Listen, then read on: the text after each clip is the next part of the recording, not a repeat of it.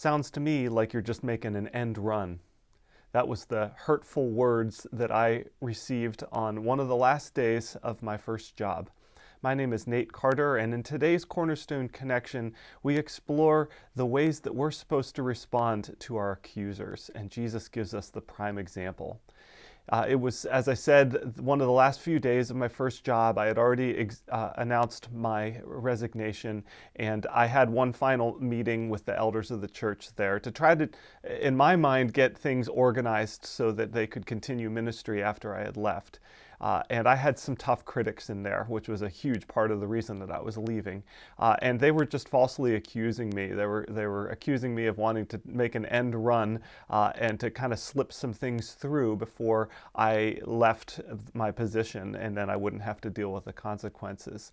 That wasn't my intent, and I found it very hurtful indeed.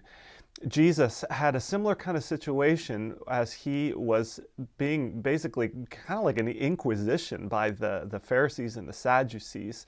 We're in chapter 20 of Luke, and it's just scene after scene of the religious leaders asking Jesus tough questions, really with the intent to try to trick him and prove that he's not as wise as he claims to be, and certainly not the Messiah he claims to be. And so the Sadducees, in verse 27, approach Jesus. Now the Sadducees, as it says in verse 27, say there is no resurrection from the dead. And that's important because that reveals the motive behind the question that they're going to ask. I won't read the whole thing, because it's long here, but you can read it for yourself. The idea is if someone is married and then the husband dies, and then his brother marries that same woman, and then that husband dies, in the resurrection, who is going to be that woman's husband? Who's going to be married to who?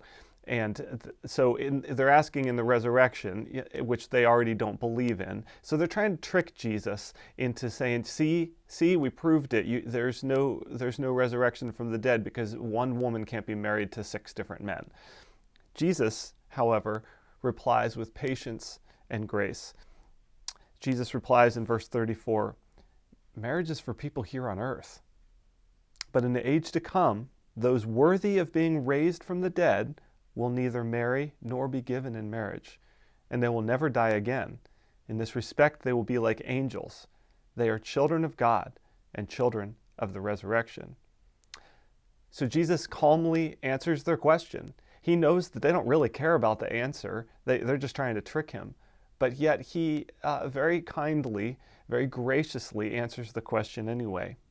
And then he goes on, because he sees below the motives of what they're asking. And he says, but now as to whether the dead will be raised, see, they didn't ask that, but he decided to answer it anyway. Even Moses proved this when he wrote about the burning bush. Long after Abraham, Isaac, and Jacob had died, he referred to the Lord as the God of Abraham, the God of Isaac, and the God of Jacob. So he is the God of the living, not the dead, for they are all alive to him. So he basically gives a case for the resurrection as proved in the Old Testament scriptures, which the Sadducees would have been well versed in. And it's interesting what happens next in verse 39. You get a little glimpse into the response, into the thinking of the Sadducees. They say, well said, teacher, remarked some of the teachers of religious law who were standing there. And then no one dared to ask him any more questions. Now, I think we can learn some really interesting things here. First of all, Jesus knows the motives behind what these people are asking. But I suspect that Jesus saw that perhaps there was a glimpse of maybe a desire to know a little bit more about who he really was. Because then after this section, Jesus goes to talk about how he is the Messiah, the son of David. And I wonder if some of the Sadducees, after hearing Jesus's careful, patient answers, one after the other, begin to question that maybe he is who he says he is. And so Jesus kind of takes that and takes it a step further and describes who he is and brings them along. Perhaps they are taking one more step into believing Jesus is the Messiah. Now, if Jesus had just said, you know what, you guys don't really care, I'm not going to bother answering your questions, that never would have happened.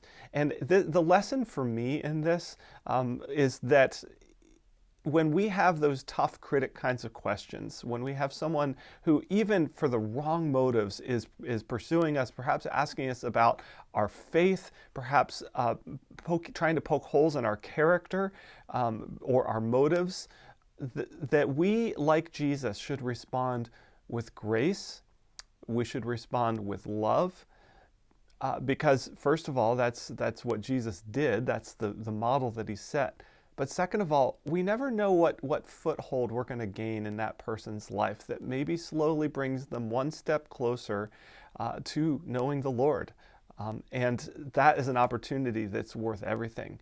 So I want to encourage you today, if you're like me, you maybe are a bit rash, a bit wanting to kind of have the gotcha answer when someone is pressing into you. Let's take Jesus' patient, gracious example to heart as we respond to our critics.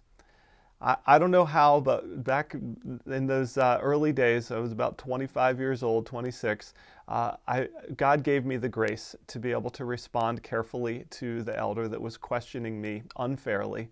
And actually, in the years to follow, the ministry continued to thrive, and I was grateful for that.